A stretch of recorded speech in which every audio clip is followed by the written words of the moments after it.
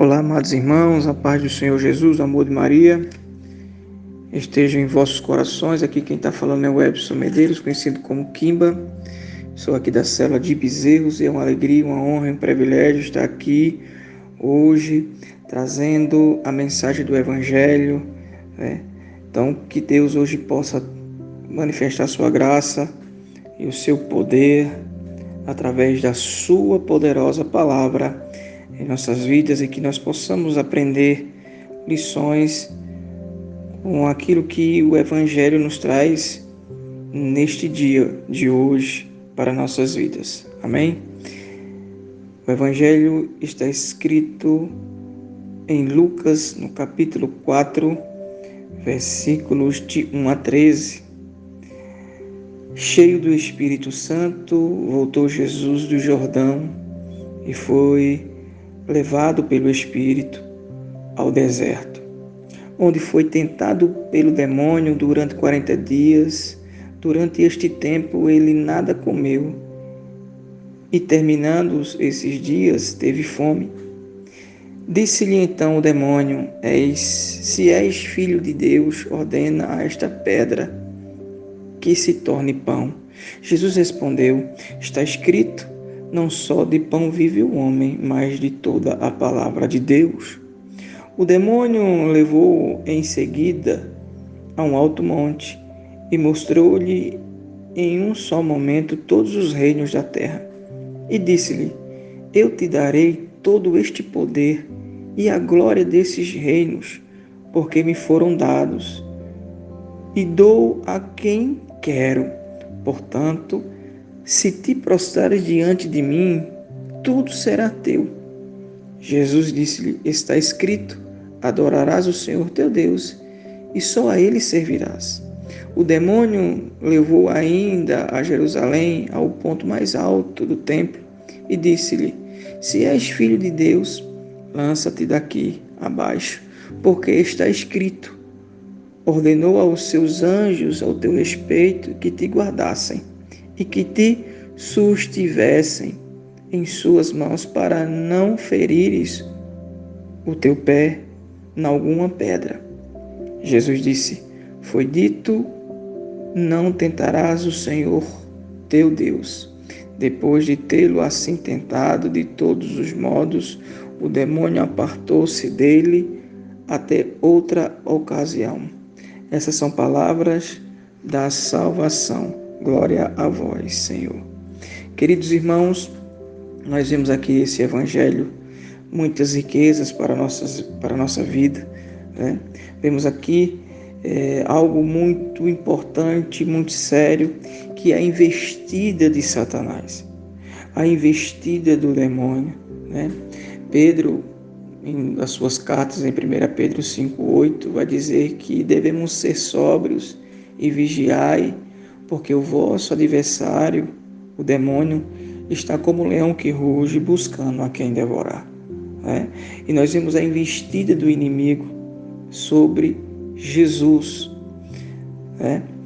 E, queridos irmãos, vendo este evangelho aqui, algo me chamou muita atenção. A Bíblia diz o seguinte: cheio do Espírito Santo, voltou Jesus do Jordão. Voltou Jesus do Jordão. Quero que você venha comigo aqui. E venha comigo para o Jordão, né? Para entendermos algo aqui. Jesus, ele desce para o Jordão com a finalidade para ser batizado por João Batista, para que se cumprisse as Escrituras. O Jordão é um lugar da manifestação de Deus. Foi no Jordão, quando Jesus desce, que ele é batizado. A Bíblia diz que o céu se abriu. Veio sobre Jesus uma pomba, que era o Espírito Santo, né? O Espírito Santo veio em forma de pomba sobre Jesus. E o Pai fala: eis aí o meu Filho amado, a quem eu coloco toda a minha afeição. Né? O Jordão é o lugar das experiências com Deus, ou glória. É lugar do sobrenatural de Deus. Mas de repente Jesus, ele é impelido, ele é conduzido pelo poder do Espírito Santo para o deserto. E o Senhor me dizia aqui comigo, assim é a vida do cristão. A vida do cristão é assim, igual a minha. Uma hora eu estava no Jordão, o céu se abria, o Espírito Santo descia, o meu pai falava, oh glória, mas agora eu estou no deserto. E assim é a vida do cristão. Uma hora ele está no Jordão, uma hora o céu está aberto para a vida dele, uma hora é poder do Espírito Santo, uma hora ele escuta a voz do Senhor, mas tem hora que ele não está mais no Jordão, ele está no deserto. O céu que estava aberto não está mais aberto, o céu se fecha o tempo, o céu está de bronze, o Senhor silencia, ele não sente mais o poder do Espírito Santo na sua vida. Assim é a vida do cristão, assim é a minha e a sua vida, meu irmão. Uma hora estamos no Jordão, outra hora estamos no deserto, passando por aridez espiritual, passando por grandes provações, por grandes tentações em nossas vidas. Mas a palavra do Senhor, ela traz algo importante para nós. E eu quero trazer uma palavra para você, uma palavra de ânimo. Você que está passando pelo deserto, você que está passando pela tentação, você que está passando pela prova. Tiago, no capítulo 1, versículo 12, diz assim: feliz o homem que suporta as tentações, porque depois de ter sofrido a provação, receberá a coroa da vida que Deus prometeu aos que o amam. Oh glória, segura firme, meu irmão, não desanima, persevera no Senhor. Isaías, no capítulo 35, versículo de 1 a 2, vai dizer que o deserto, ele vai florir. O deserto, ele vai florir. Se prepara, meu querido, que desse deserto, coisa boa vai sair para a tua vida no nome de Jesus. Aleluia. Queridos, Jesus, ele entra no deserto. Ele entra no deserto para orar ali, para jejuar, né? Porque ele sabia da sua grande missão que ele tinha pela frente, né? Mas de repente, a Bíblia diz que Satanás, ele se apresenta para Jesus, né?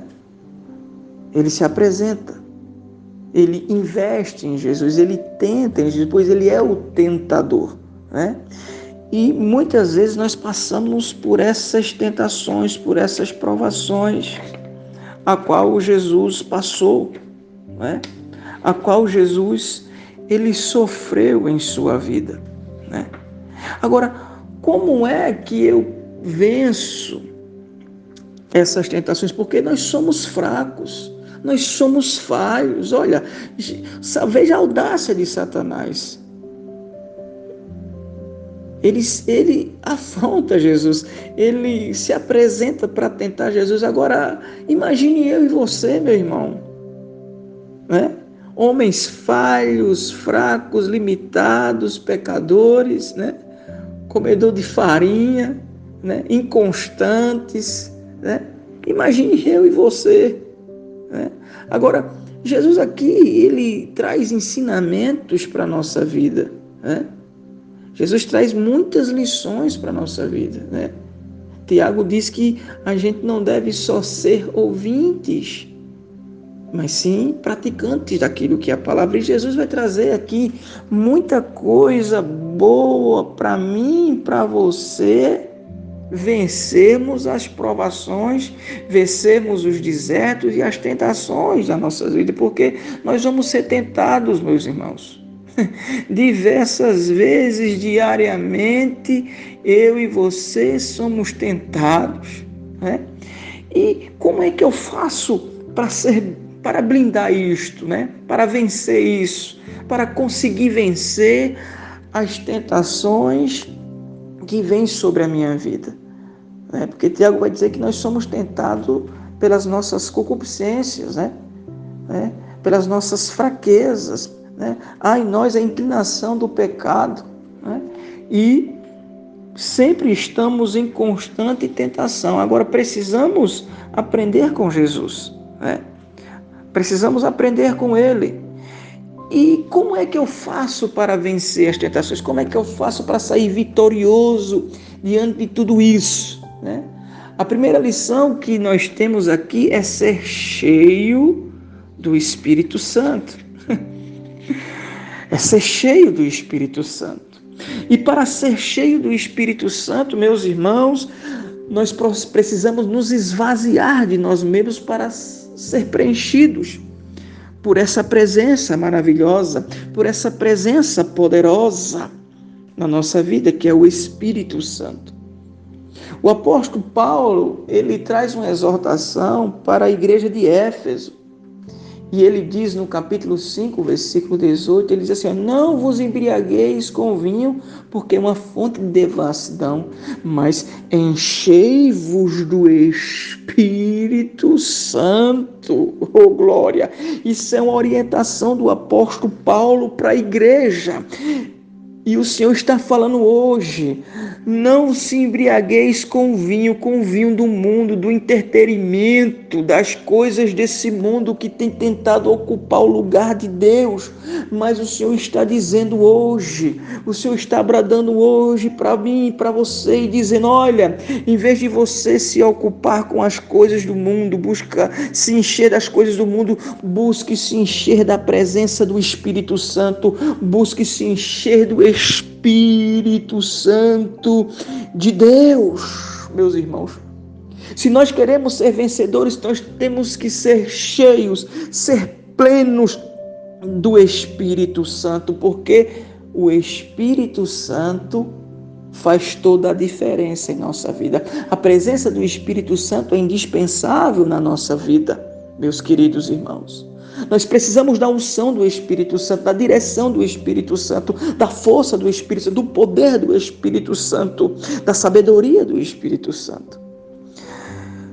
Lá no livro dos Reis, no capítulo 1, versículo 16, versículo 13, vai falar de Davi, né?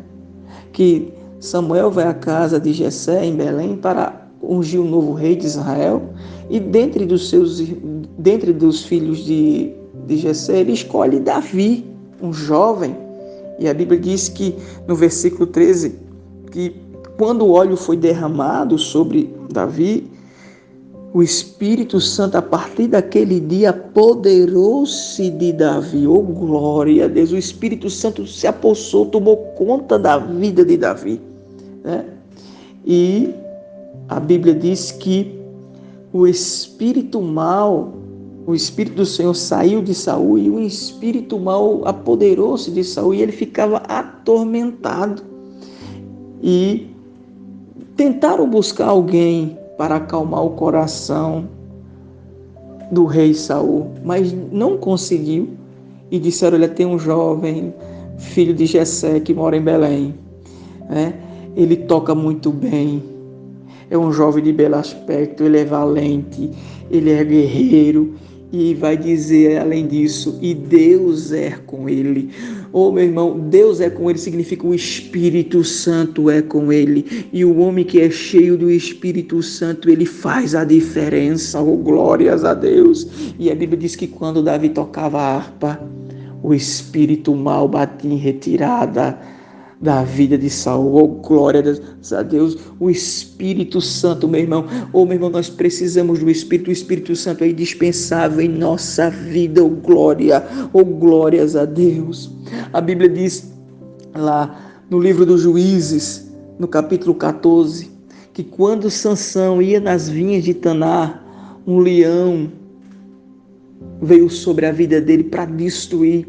E a Bíblia diz que o Espírito do Senhor veio sobre Sansão, e Sansão rasgou aquele leão no meio. Oh, glórias a Deus! O que significa isso, meu irmão? A ação poderosa do Espírito Santo em nossa vida, o agir do Espírito Santo, porque Romanos 8, 26 vai dizer que o Espírito é aquele que vem em auxílio em nossas fraquezas, meus irmãos. O Espírito é aquele que nos auxilia aquele que nos ajuda, porque nós somos fracos, nós somos dependentes do Espírito Santo. Jesus diz lá em Atos 1:8 para a igreja, para mostrar a dependência do Espírito Santo, que a igreja tinha do Espírito Santo, em Atos 1:8, não sair de Jerusalém até que se cumpra a promessa, que daqui a poucos dias sereis revestidos do poder do alto, do poder do Espírito Santo. Oh, glória a Deus! Olha a dependência da igreja do Espírito. Nós precisamos do Espírito Santo, nós precisamos de nos revestir do poder do Espírito Santo. O primeiro livro de Macabeus, no capítulo 3, versículo 19, diz assim que a batalha não depende do número, mas depende sim do poder que vem do alto. Oh, querido, Zacarias 4:6 diz, não por força nem por violência, mas sim pelo poder do Espírito Santo.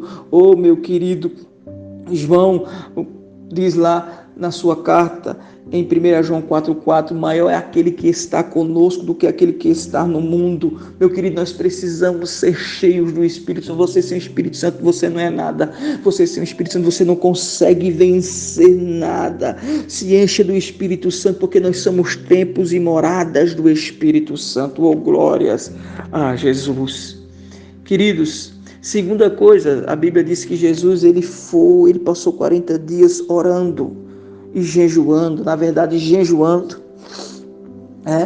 e o jejum é uma arma espiritual poderosa para a nossa vida, poderosíssima. Jesus vai dizer isso lá em Mateus, no capítulo 17, versículo 21, quando os discípulos não conseguiram expulsar aquele demônio, e Jesus chega e ele diz, por que a gente não conseguiu expulsar? E Jesus vai dizer, devido à falta de fé de vocês, mas ele vai explicar além do mais. Ele diz assim, e por conta essa casta de demônio, ele não sai só sobre a oração, mas também é sobre o jejum e a oração. Olha o poder que é o poder do jejum na nossa vida. Santo Agostinho ele diz o seguinte, que o jejum limpa a alma, levanta a mente, submete a carne ao espírito, torna o coração contente e humilde, dispersa as nuvens da concupiscência, apaga o fogo da luxúria e acende a verdade, luz da castidade, entra de novo em si mesmo. Olha que ensinamento Santo Agostinho está dando para nós.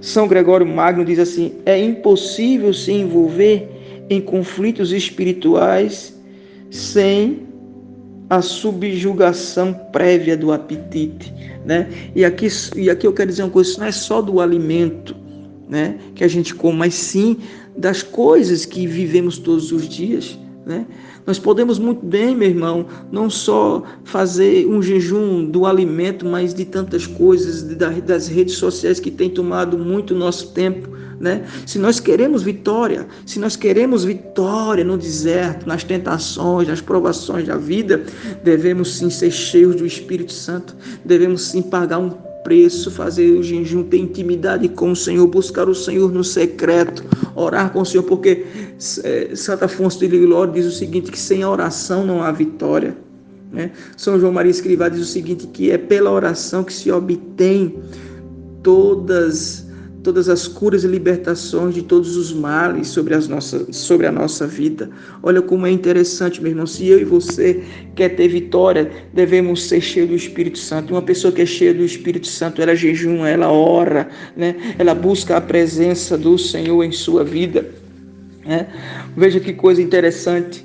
Outro ensinamento que Jesus diz aqui para a nossa vida. Observe que Jesus, diversas vezes, ele usa as Sagradas Escrituras. Jesus diversas vezes ele usa as Sagradas Escrituras para refutar e para vencer o demônio. Ele diz, está escrito, está escrito, está escrito. E aprenda uma coisa, meu querido, a palavra do Senhor, ela é uma arma espiritual poderosa. O profeta Oséias, ele diz o seguinte, o meu povo se perde por falta de conhecimento. Oséias 4:6. Precisamos, irmãos, ser homens da palavra de Deus, amantes da palavra de Deus, homens que amem a palavra do Senhor, que busque e medite, como diz o Salmo 1, medita a sua lei noite e dia.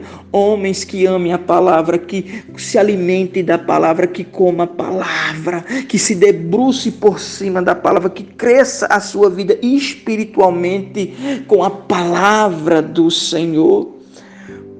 Porque, como Oséias diz, o meu povo se perde por falta de conhecimento. Mateus 22, 29, Jesus diz: errais porque não conheceis as Escrituras e nem o poder de Deus. A palavra de Deus é algo que nos liberta. A palavra de Deus é algo que nos orienta, que nos dá sabedoria, né? A palavra de Deus também ela é comparada a um escudo.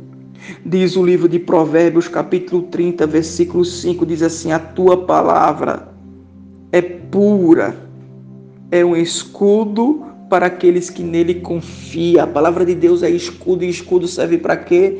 Para se proteger, para se defender. Efésios capítulo 6, versículo 17, diz que a palavra de Deus é a espada do Espírito. Olha como é importante, meus irmãos, termos a palavra de Deus, buscar a palavra de Deus, buscar o conhecimento da palavra de Deus, amar a palavra de Deus, porque ela é escudo, porque ela é a espada. Como diz Hebreus, no capítulo 4, versículo 12, diz assim: porque a palavra de Deus é viva e eficaz, mais penetrante que uma espada de dois gumes, e atinge até as divisões da alma e do coração, das juntas e das medulas, e discerne os pensamentos e intenções do coração. A palavra de Deus, oh meu querido, minha querida, a palavra do Senhor diz lá em Timóteo, né, que toda a palavra, segundo Timóteo capítulo 3, versículos 16 e 17, diz que todas as escrituras é inspirada por Deus, ela é útil para ensinar, ela é útil para corrigir, para formar um homem, e a Bíblia diz que por ela o homem se torna perfeito para toda e qualquer boa obra. É a palavra de Deus. Eu desejo ver um povo alicerçado na palavra de Deus. Eu desejo ver um povo que ama a palavra, porque um povo que é cheio do Espírito Santo, ele é um povo que ama a palavra de Deus, é um povo alicerçado na palavra do Senhor. E Jesus, ele vence o inimigo, ele nos mostra como vence o inimigo também pela sua palavra. O salmista diz no Salmo 118, versículo 11: escondi a tua palavra no meu coração para não pecar contra vós, Senhor. Olha que coisa tão linda. Olha que coisa tão linda, meu querido, que a palavra de Deus diz. O salmista diz que escondeu a palavra do Senhor no coração para não pecar contra Deus. Santo Agostinho diz assim: imita a formiga, sê a formiga de Deus, escuta a palavra de Deus e guarda-o no teu coração. Abastece tua despensa durante os dias felizes de verão, e assim poderás encher dos dias difíceis da tentação durante os invernos da tua alma. Olha o ensinamento, meu irmão. O tempo de provação chega, o tempo de dificuldade chega, as tentações chegam, meu irmão, o inimigo chega, mas se eu e você for uma pessoa cheia do Espírito Santo, uma pessoa que ora, uma pessoa que jejuma, né? Uma pessoa que busca a palavra, que pratica a palavra do Senhor, meu querido, você é uma pessoa inabalável, você é uma pessoa forte, você é uma pessoa que vai vencer esse deserto e essas tentações. Oh, meu querido, você não sabe o dia de amanhã, então se prepare para as batalhas, se prepare, porque o inimigo ele não brinca, o inimigo ele não cochila, não, ele espera uma brecha minha em sua, e por isso que Jesus diz né? Lá em Mateus 26, 41, vigiai e orai para não cair em tentação, porque o vosso espírito está pronto, mas a sua carne é fraca. Um homem que jejuma, um homem que ora, um homem que é cheio do Espírito Santo, um homem que busca a palavra, se alicerçar na palavra do Senhor, ele é um homem prudente, assim como diz Mateus capítulo 7, versículo de 24 a 27. Jesus diz: aquele que ouve as minhas palavras e o pratica, eu vou comparar ele ao homem que edificou a sua casa sobre a rocha, né? E ele vai dizer: olha, vai chover, vai soprar os ventos, os rios vão transbordar e vão investir sobre aquela casa, mas aquela casa não vai sofrer dano porque edificou a sua casa sobre a rocha. Veja que o ataque do inimigo ele vem de todo lado, assim como foi com Jesus. O ataque do inimigo vem de todo lado, mas se você está firmado na rocha, se você é um homem e uma mulher da palavra de Deus, que ama a palavra, que cumpre com a palavra, que se alimenta da palavra de Deus, meu querido, minha querida, você vai conseguir, você vai sair vencedor desta batalha. Mas a Bíblia diz que aquele que ouve a palavra e não a pratica ela, ele é comparado ao homem que edificou a sua casa sobre a areia, algo fraco, algo que não tem segurança, né?